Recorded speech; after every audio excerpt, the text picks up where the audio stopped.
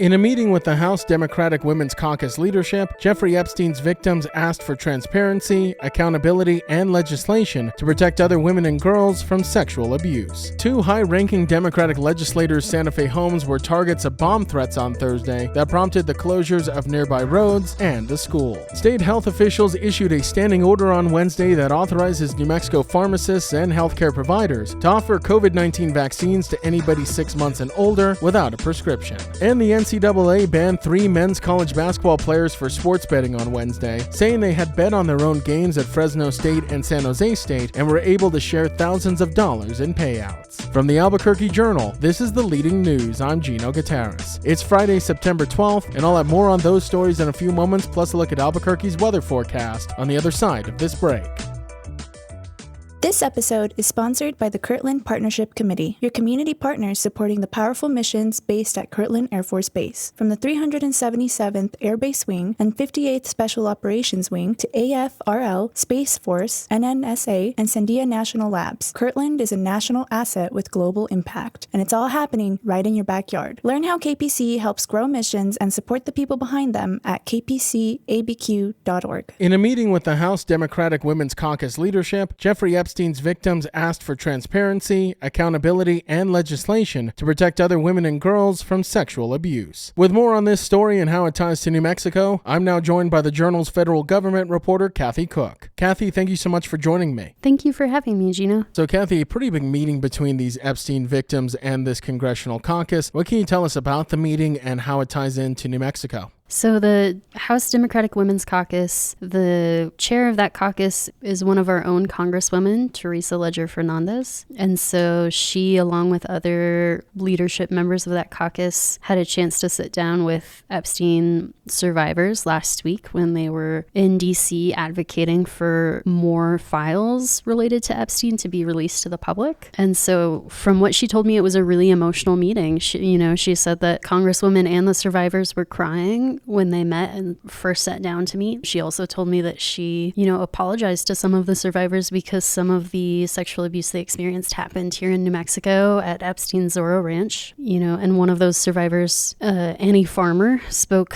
publicly at the press conference that same day that was on the Capitol steps and talked about being flown to New Mexico and spending a weekend with Epstein and the sort of. Her sister reported that at the time in the 1990s, and she still has a lot of questions about why that apparently hasn't been investigated thoroughly enough. And Kathy, there's been a very strong bipartisan push in Congress to release more Epstein-related records, but they're facing resistance from Speaker Mike Johnson. Where do we stand right now on that push, and have any more records been released? Right. So in the House, there's a Republican member of Congress and a Democrat member of Congress who are leading an effort to release all of the records related to the investigation of Epstein to the public. There's some accounting for privacy of victims in that piece of legislation, according to Leger Fernandez. She is supporting that effort. There's also a House Oversight Committee investigation into Epstein and his prosecution. And so that's where we've been seeing, like this week, we saw the release of a collection of birthday cards that apparently includes President Donald Trump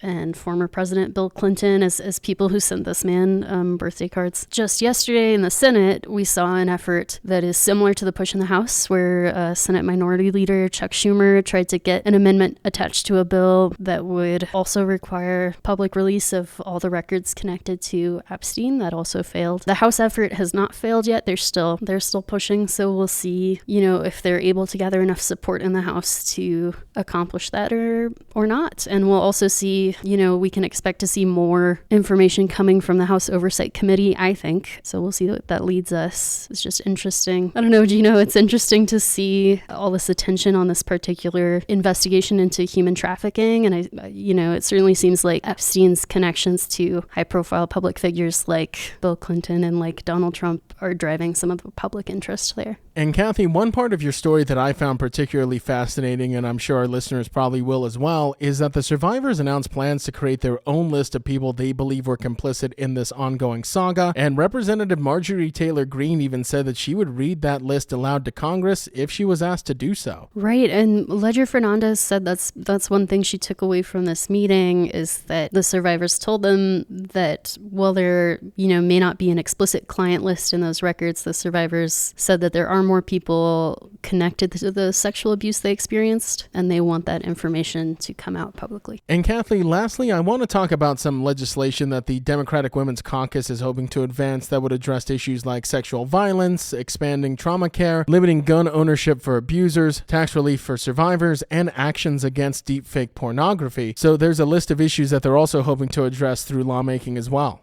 Right. So the Democratic Women's Caucus is certainly using the attention on the Epstein case in this moment to advocate for some of the legislation that their members have introduced that is connected to sexual violence. So Ledger Fernandez herself is sponsoring a bill that's supposed to expand trauma-informed care for survivors of sexual assault by, strengthening partnerships between sexual assault programs and health and wellness providers. But we also see Alexandria Ocasio-Cortez has introduced a piece of legislation that would address deepfake pornography and the issues there. And there's also legislation, kind of an idea that's been floating around for a while, that would limit gun ownership for people who have domestic violence related convictions. So that's something we've seen pushed in other places at the state level. So in addition to meeting with Epstein victims, also some legislation hoping to be passed by Congress that would address several issues involving domestic violence and sexual abuse. Journal Federal Government reporter Kathy Cook stopping by to share the latest with us. Thank you so much, Kathy. Thank you, Gina. In other headlines from the newsroom, bomb threats targeted the Santa Fe homes of Senate Majority Leader Peter Wirth and House Majority Leader Renee Stepanski on Thursday, forcing road closures and the evacuation of nearby Santa Fe Prep. Neither legislator nor their families were harmed, and no arrests were announced. The threats came a day after the assassination of conservative activist Charlie Kirk in Utah, raising concerns about rising political violence. Both Wirth and Stepanski condemned intimidation and stressed the need for peaceful discourse. The incident coincides with other threats nationwide, including at the Democratic National Committee headquarters and several historically black colleges and universities. New Mexico has faced politically motivated violence in recent years, including the shootings at Democratic lawmakers' homes orchestrated by former GOP candidate Solomon Peña and arson attacks tied to an Albuquerque man. New Mexico health officials issued a standing order on Wednesday allowing pharmacists and healthcare providers to administer COVID-19 vaccines to anybody 6 months and older without a prescription. The move clarifies earlier guidance and aims to remove hesitation among providers who were concerned about narrow FDA approval categories. Officials say the updated vaccine, designed to target new strains, remains safe and effective against severe illness, hospitalization, and death, and will be widely available later this month. The order also resolves confusion with pharmacy chains like CVS, which had initially declined to administer the vaccine in New Mexico, but will now do so without prescriptions. The Department of Health strongly recommends vaccines for seniors, young children, pregnant and lactating women, people in high-risk groups, and anyone seeking protection, emphasizing that no documentation is required to receive the shot. In sports news, the NCAA has permanently banned 3 men's college basketball players, Mikal Robinson, Steven Vasquez, and Jalen Weaver, after discovering they bet on their own games at Fresno State and San Jose State, sharing thousands in winnings. Investigators concluded that Robinson and Vasquez conspired over text for Robinson to underperform in certain games, while Robinson and Weaver also exchanged betting information. Robinson's suspicious wagers, flagged by a Nevada sportsbook in January, triggered the probe. Among them was a $12,000 bet that paid nearly $8,700, and Weaver admitted to betting on himself in a December 2024 game against New Mexico, scoring above his line to cash a $260 payout. Fresno State and San Jose State will not be penalized. The NCAA says its sports betting enforcement caseload is rising sharply, with new integrity units pursuing cases, and reaffirmed that betting on one's own team or sport still carries a lifetime ban from college athletics. The Leading News is powered by the journalism of the Albuquerque Journal. If you enjoy hearing all of the stories we share with you here daily, please consider becoming a digital subscriber to the Journal by utilizing the discount code in our show notes. Every subscription helps support local journalism and allows us to provide you with the news that matters to you. Now taking a look at Albuquerque's weather forecast, isolated showers, then scattered showers and thunderstorms are expected today after 12 p.m., mostly sunny with a high near 86. As for this evening, showers and thunderstorms are expected before midnight with a low around 61. To keep up with all the latest news from the Albuquerque Journal, you can visit our website at abqjournal.com. That's The Leading News. I'm Gino Gutierrez. We'll be back on Monday.